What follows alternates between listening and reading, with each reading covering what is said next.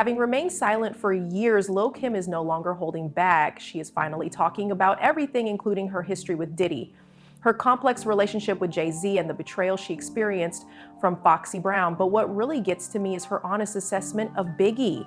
Kim is revealing how the industry exploited her, silenced her, and abandoned her to fight alone. From being pushed out of her own spotlight to being manipulated behind the scenes. She is naming names, and her portrayal is unflattering.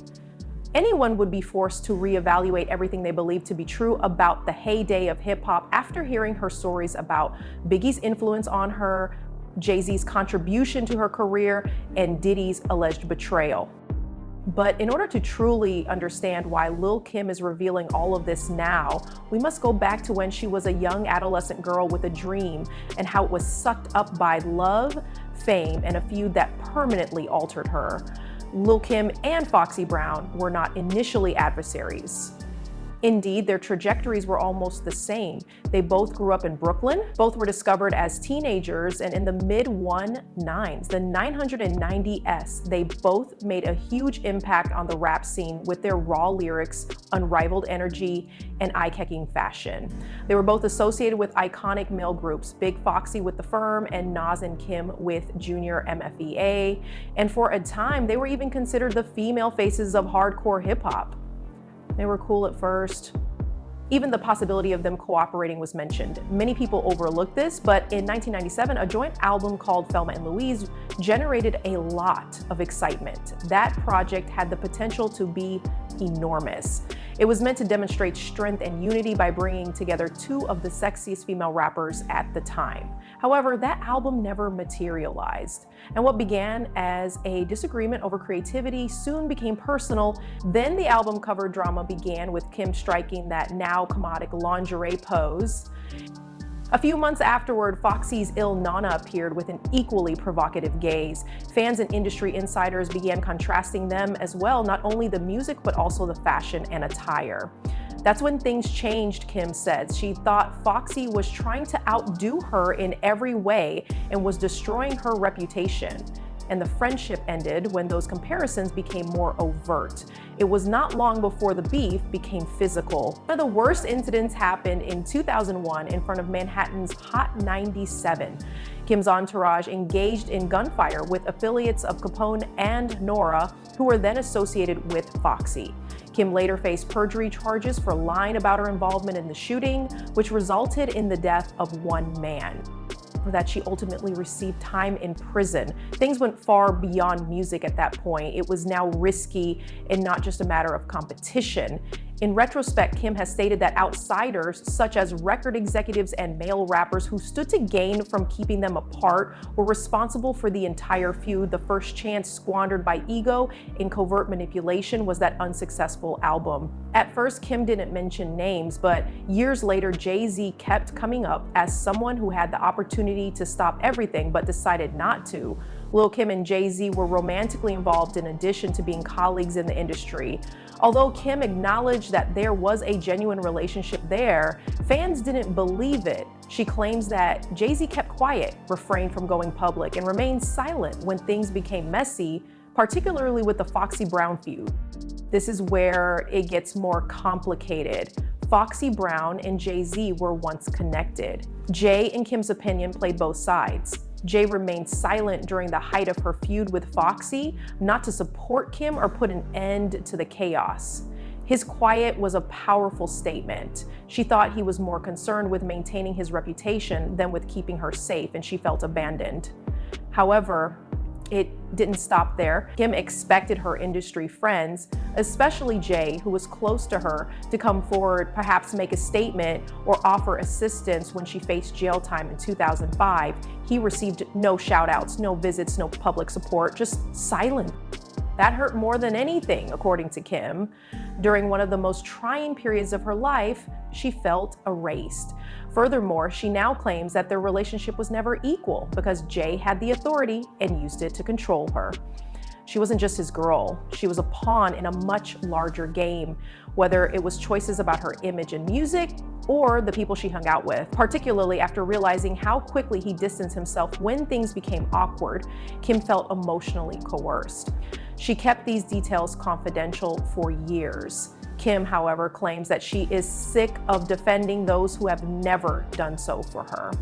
Even though Jay-Z's name is still respected in the business, Kim views it as a reminder of a time in her past when betrayal and love coexisted. Jay-Z wasn't alone though. Kim was even closer to someone who supported her throughout her struggles and helped launch her career. Diddy was a man who took advantage of her suffering while acting as her protector and mentor.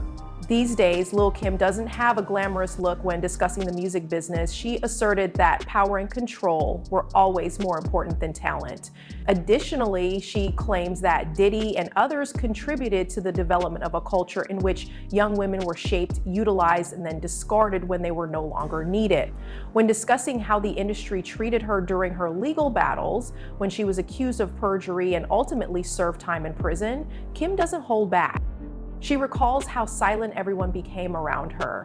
Many of the people who were grinning at her abruptly vanished. According to Kim, they were disloyal individuals who stood beside her without any issues when the lights were on, but disappeared when it grew dark. Diddy too? She has stated unequivocally that even though he portrayed himself as a supporter, he was a cog in the wheel that let her down. Kim has stated that the industry, along with individuals such as Diddy, sought to control the perception of a female rapper.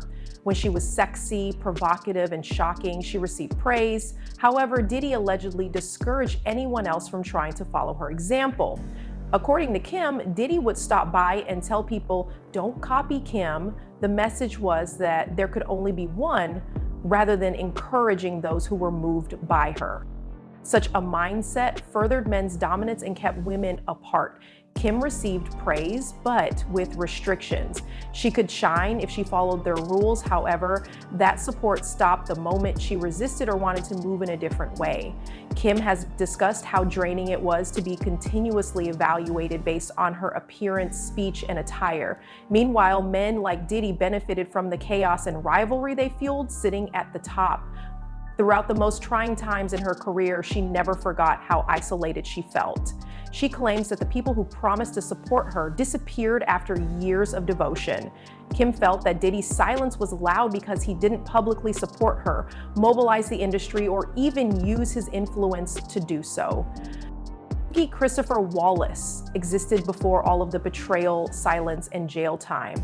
The renowned B.I.G., when Lil Kim was still just Kimberly Jones spitting rhymes on the streets of Brooklyn, he was the one who initially recognized something unique in her. Not only did Biggie find her, but he also assisted her in discovering her confidence, voice, and delivery.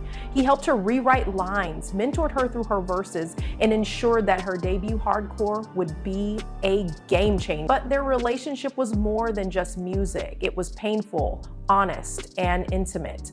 Kim has been candid about their relationship's negative aspects. She suffered because of Biggie, even though she loved him. Jealousy, infidelity, and even abuse were all present at times. She had discussed having an abortion if she becomes pregnant by him. She was haunted by that choice, and their relationship remained complex even after they were no longer legally together. Kim's love for Biggie remained unwavering in spite of everything. He had a belief in her that no one else ever had, according to her. She recalls that he called her just before he passed away. Despite its briefness, it stuck with her. After declaring his love for her, he left. Kim was devastated by Biggie's passing. It was the loss of the only person who genuinely understood her, not just the loss of a mentor or lover. She was guided and assisted in reaching the summit by the person who had shielded her. Then everything was different. People began concentrating on Lil Kim's face instead of her bars as the years passed. Every new image generated criticism and headlines. Few people ever inquired about her experiences, but the public was curious about why she looked so different. Kim is now at last talking about it, and it goes beyond plastic surgery. It's about surviving. She's revealed that years of suffering, stress, and trauma led to her metamorphosis, which didn't happen overnight. She gradually began to feel inadequate by the music industry, which had once commended her for her bravery and beauty. Her confidence was undermined each time someone made a remark about her hair, skin, or nose. The greatest wounds, however, came from her personal life rather than from admirers or detractors. Kim disclosed that during an argument, one of her ex-boyfriends broke her nose and was physically abusive. Her first surgery was necessary to repair the damage from that injury, not for aesthetic reasons. She claims that after that, she began to view herself in a different light. She didn't feel attractive or accepted, and the more success she attained, the more pressure she felt to have a... Kim acknowledged that her insecurities were exacerbated by her fame. Being in the spotlight meant that she was constantly being judged and compared to other people, and regardless of how successful she became, she would always feel like that Brooklyn kid who was always trying to get attention.